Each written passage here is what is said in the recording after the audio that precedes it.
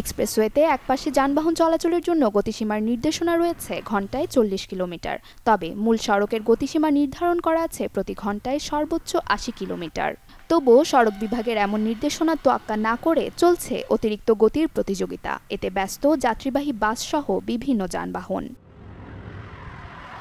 ঘন কুয়াশায় গেল দুদিনের ঘটে যাওয়া বেশ কয়েকটি সড়ক দুর্ঘটনায় উদ্বিগ্ন আইনশৃঙ্খলা বাহিনী। ফলে সড়কের একাধিক পয়েন্টে চেকপোস্ট বসিয়ে হাইওয়ে পুলিশের চেষ্টা চলছে যানবাহনের গতি নিয়ন্ত্রণের। এতে পুলিশের ব্যবহৃত স্পিড গানের চোখে ধরা পড়েছে বিভিন্ন গাড়ির মাত্রাতিরিক্ত বেপরোয়া গতি। পরিস্থিতি নিয়ন্ত্রণে হাতের ইশারায় যানবাহন থামিয়ে দেয়া হচ্ছে মামলা, এরপরও মিলছে না প্রতিকার। অভিযোগ আছে গুরুত্বপূর্ণ স্থানে ফুটওভারব্রিজ থাকা সত্ত্বেও তা ব্যবহারে অনীহা রয়েছে অনেকের। এতে প্রায়ই গাড়ি চাপায় নিহত হচ্ছে অনেক পথচারী। বছর শেষের খুশি নগদে হবে বেশি। নগদ পেমেন্টে নির্দিষ্ট ক্যাটাগরির কেনাকাটায় ৩০০ টাকা পর্যন্ত ক্যাশব্যাক। আসলে আমাদের সবাই সচেতন থাকা দরকার, কারণ বাসে উঠলে সবাই একটা ভয়ে থাকে কোন সময় দুর্ঘটনা ঘটে।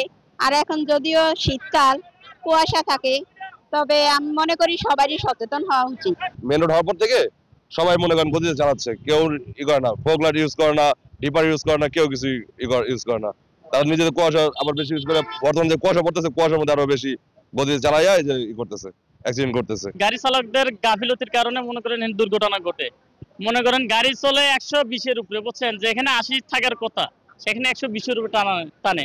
আতঙ্ক অনেক আর কি। আমরা পরিবার নিয়ে যাচ্ছি, ফ্যামিলির ঝুঁকি, ড্রাইভারদের অসচেতনতা, সব মিলে আর কি আমাদের যাত্রীদের বেশি ভোগান্তি আর কি। নিরাপত্তাহীনতা ভুগতেছি এবং অনেক দুর্ভোগের শিকার হইতেছি। আমাদের এই রাস্তায় গত ২ দিনে ১৫ থেকে ১৬টা দুর্ঘটনা ঘটছে। আমরা চলাফেরা করি, সবসময় আতঙ্কে থাকি। গাড়ি ঘোড়া চালানোর পর বেপরোয়া চালায়। কেন চালায়?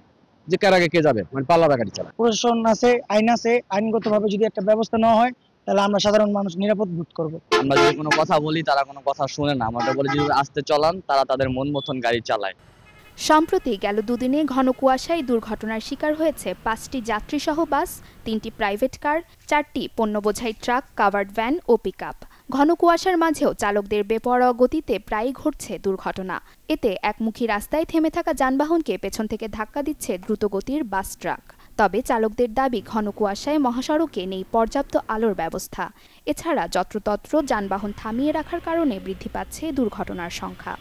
মেন সমস্যা হইতাছে সকাল ভোরে যে আসে আমরা কুয়াশার জন্য আমরা কিছু চলে দেই না, বুঝছেন। আমরা হেডলাইট জ্বলে বা কিছু জ্বলে আমরা হরেন দেই, প্যারাবেট বামে খাড়ানো থাকে, ওরা চাপায় না।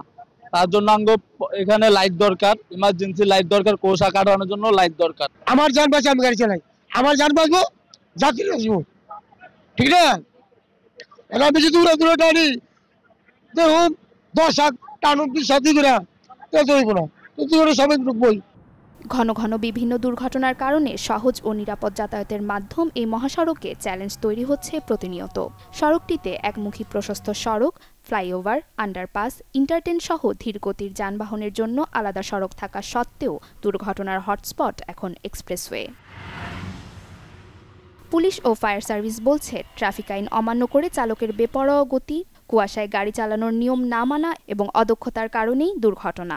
এতে চালকদের সচেতনতা ও সতর্কতা থাকার কোনো বিকল্প নেই। ঢাকা মাওয়া এক্সপ্রেসওয়েতে যে সকল দুর্ঘটনা ঘটে, দুর্ঘটনাস্থলে গিয়ে আমরা দেখি সবগুলো দুর্ঘটনার ধরনই প্রায় একই।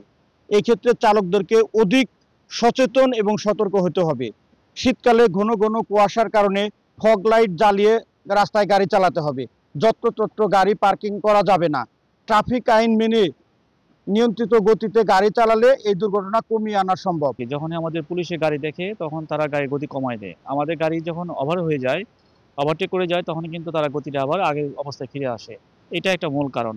মূলত আসলে তাদের সচেতনতার অভাব। আসলে আমাদের পদ্মা সেতু এক্সপ্রেসওয়েতে যে দুর্ঘটনাগুলো ঘটছে, এগুলো আসলে ঘন কুয়াশার কারণেই হচ্ছে। বিশেষ করে ড্রাইভারদের অসচেতনতা এবং যেখানে সেখানে যাত্রী নামা এবং ছোট ছোট গাড়িগুলোকে দাঁড় করানোর কারণে দুর্ঘটনা ঘটছে বলে আমি মনে করছি। আমরা চাচ্ছি যে ড্রাইভাররা যেন সচেতন থাকে এবং এই রাস্তায় যারা চলাচল করে তারা যেন যত্রতত্র গাড়ি পার্কিং না করে এবং একই গতিতে গাড়ি চালায় সেটাকে, এবং নিয়ন্ত্রণহীন অবস্থায় যেন গাড়ি না চালায়, সে অনুযায়ী তাদেরকে আমি পরামর্শ দিব। দ্রুত ও প্রতিবন্ধকতা ছাড়া যান চলাচলের জন্য নির্মিত দেশের প্রথম এক্সপ্রেসওয়ে ঢাকা মাওয়া মহাসড়ক। সড়কটিতে যত্রতত্র গাড়ি থামানোয় কঠোর নিষেধাজ্ঞা ও পথচারীদের সড়ক পারাপারের জন্য আন্ডারপাস ব্যবহারের নির্দেশনা থাকলেও ট্রাফিক আইনকে বৃদ্ধাঙ্গুলি দেখিয়ে নিয়ম মানছে না যেন কেউই। এতে ঢাকা মাওয়া এক্সপ্রেসওয়েতে গত ১ বছরে ৬৩টি দুর্ঘটনায় ১৬ জনের মৃত্যু হয়েছে, আহত ৮০ জন। এর মধ্যে গত ২ দিনেই ১২টি দুর্ঘটনায় ২ জনের প্রাণহানি আর আহত ১৫ জন। Desk report, channel 24।